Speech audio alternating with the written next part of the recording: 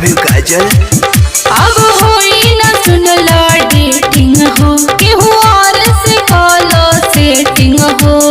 सुनो हर जतना बच्चों भी उतर जाई।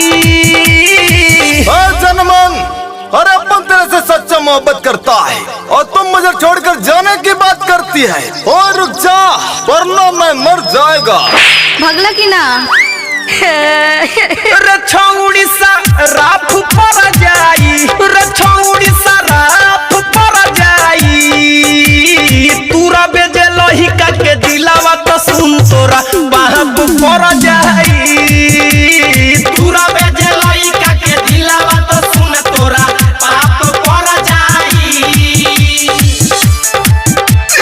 अरे बेटा, तुम मुझे छोड़कर जाने की बात करती है, मैं मर जाऊंगा।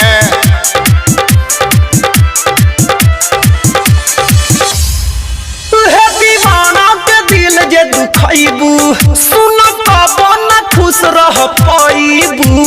देखा तासे बहुत प्यार करी है। हे दीवाना के दिल जे दुखाइबू, सुन कबो न खुश रह पाइबू।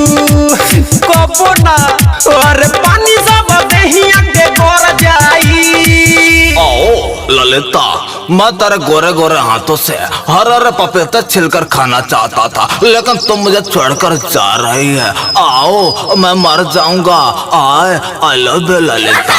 रछौड़ी सा राफ पर जाई, रछौड़ी सा राफ पर जाई। तूरा बेजे लइका के दिलावा तो सुन तोरा बाप पर जाई। आज तोरा बेजे लइका के दिलावा तो सुन तोरा पाप पर जाई। समझ ली। शंकर बिहारी सपड़ा के साथ गाड़ा गाएगा, बगीचे में गाड़ा चूस के। कैसे करेला जाता निथाना, अब चली ना तोहर बहाना। अच्छा ठीक बाजा। कैसे करेला जाता निथाना, अब चली ना तोर बहाना। और जतना बगरमी उझड़ जाई।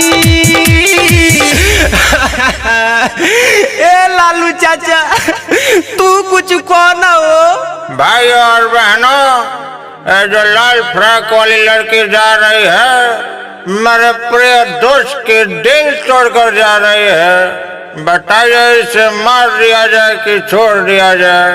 नहीं बरखुदार, मैं इससे बहुत मोहब्बत करता हूँ, इसे छोड़ दिया जाए।